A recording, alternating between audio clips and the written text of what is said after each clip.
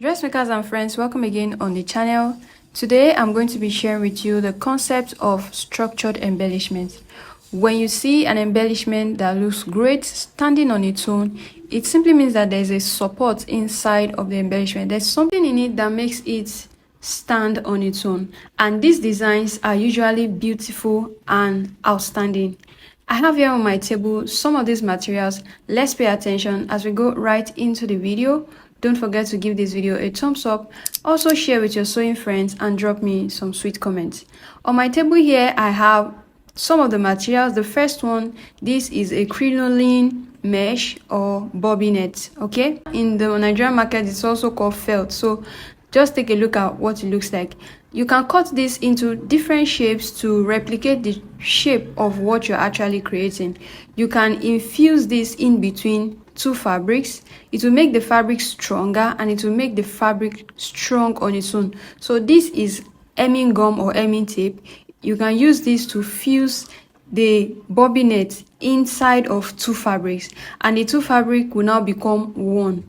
Then it's going to be stronger and stiffened, and then you can get that structure that you want from this. Okay, so you need to actually fuse this with something. So that's it for bobbinet. So this, I have said that you can cut it into different kind of shape to replicate whatever it is that you are trying to create. You can see I have something like a butterfly in my hand. I also have something like a heart shape in my hand. So just do you and get creative. Ensure that you buy the perfect structure, because some are like more stiff than the other. When you get to the market, make sure you feel it, and then you buy the one that is appropriate for the structure that you actually need. All right.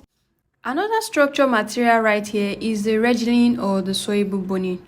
I'm sure we are familiar with the concept of corseting, so I know we must have seen this and we know how to use it. All you need to do if you want to use it for your embellishment is cut it into size and put it inside of the fabric or whatever you're working with. You can also cut through like this and bring out the fishing line inside of it for you to use for the structure. A number of us have seen the video of how to actually create spiral fabric on this channel. I'm going to link it up. You saw how we actually use the fishing line in that video. The next is the craft wire. The craft wire come in different sizes. I'm sure you must have seen this severally also on this channel. It gives structure to whatever it is that you actually use it with. You can put it in between fabric, you can put it around fabric.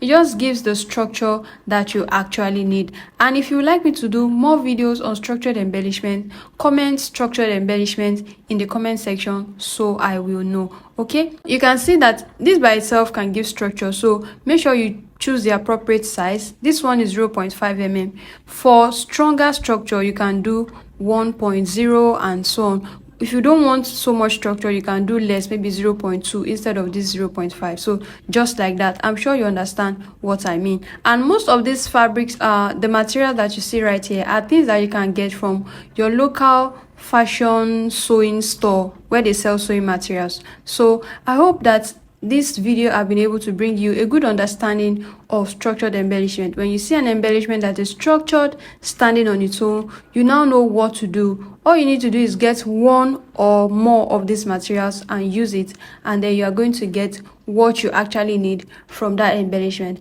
I hope this video has been helpful. Don't forget to comment structure if you want me to share more videos on structured embellishment. Don't forget to leave that sweet comment for me, and I'll see you again in this next video.